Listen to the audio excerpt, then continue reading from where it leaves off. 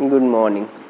Computer network start करने से पहले ये चीज़ है कि आपको ये देखना पड़ेगा कि जब आप कंप्यूटर नेटवर्क पढ़ लेते हैं, क्योंकि कभी भी कंप्यूटर नेटवर्क एक यूनिट अलग नहीं होता, सारा का सारा कॉम्बिनेशन होता है। ठीक है, जब सारी चीज़ें आप धीरे धीरे पढ़ लेंगे तब आपको अंत में ये पता चलना चाहिए कि कुछ इस तरह का वर्ल्ड वाइड जो भी पैकेट जाता है वो किस तरह से ट्रेवर्स होता है। जब तक वो नहीं पता होगा तो कोई मतलब नहीं है। ठीक है, तो ये यूनिट्स के उससे नहीं पढ़ सकते आप, कॉम्बिनेशन ऑफ यूनिट्स है, एक से ज़्यादा चीज़ें एक साथ जुड़ती हैं तब जाके एक रिजल्ट आता है या एक कॉन्सेप्ट बनता है। तो जब आप ये मान के चलिए, जब आप इस तरह का जब कंप्यूटर नेटवर्क पढ़ चुके होंगे सारा, उसके बाद कुछ क्वेश्चंस हैं जो आपको देने चाहिए, तब आप मानिए कि आपको कंप्यूटर नेटवर्क आया। तो इस तरह का कुछ नेटवर्क होता है जो एक्चुअल में डिज़ाइन होता है कि लेयर 2 स्विच होते हैं, उससे कुछ इसको स्विच कहते हैं। ये एक सबनेट होता है, ये दूसरा सबनेट है। ठीक है, ये सबनेट 1 है, ये सबनेट 2 है। ये लेयर 3 स्विच के साथ कनेक्ट होता है। ठीक है, लेयर 3 स्विच अगर लोकल नेटवर्क है तो स्विच होता है और स्विच की तरह काम करेगा, अगर इंटरनेट से जुड़ा है तो एज अ राउटर काम करेगा। ठीक है, एज अ राउटर। अब लेयर्स क्या है ये हम आगे देख लेंगे, बस ये याद रखिएगा इस तरह का कुछ कॉम्बिनेशन होता है।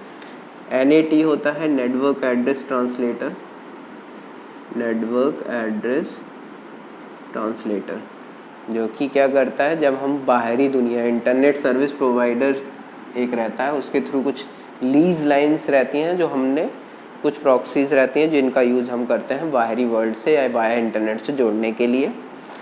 तो ये नेटवर्क एड्रेस ट्रांसलेटर क्या करता है, ये अपना पूरा इंटरनल नेटवर्क है। तो जब ये एक्सटर्नल नेटवर्क के साथ कनेक्ट होता है तो ये एड्रेस ट्रांसलेटर का काम करता है, उस एक्सटर्नल एड्रेस के थ्रू हम बाहरी वर्ल्ड से कम्युनिकेट करते हैं। ठीक है, और उसके लिए हमने ISP इंटरनेट सर्विस प्रोवाइडर से कुछ जो IPs हैं, लीज लाइन या कुछ ले रखा है, जिसके थ्रू हम इंटरनेट से जुड़ते हैं। ठीक है, तो इसमें कुछ इस तरह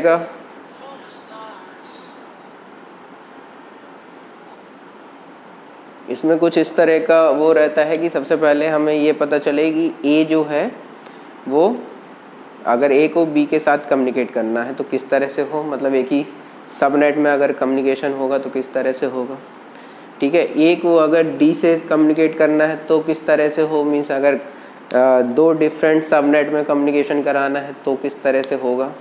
ठीक है, A को अगर google.com या किसी और बाहरी साइट से google.com से कोई पेज रिक्वेस्ट करना है तब किस तरह से होगा। तो ये 3 सिनेरियो हैं जो आपको पता होना चाहिए कि विद इन सबनेट कम्युनिकेशन किस तरह होगा और 2 डिफरेंट सबनेट के अंदर कम्युनिकेशन किस तरह से होगा, और अगर हमें google.com से कोई फाइल लेनी है, वहाँ से कुछ डेटा एक्सेस करना है उस सर्वर से, तो वो किस तरह से होगा। ठीक है, तो जब एट लास्ट आपको ये 3 चीज़ें ज़रूर पता होनी चाहिए। जब ये 3 चीज़ें आपको क्लियर पता हो जाएंगी तब मानिएगा आपको कंप्यूटर नेटवर्क का लेक्चर जो भी पढ़ा आपने कॉन्सेप्ट क्लियर है। चलिए, ठीक है, थैंक यू।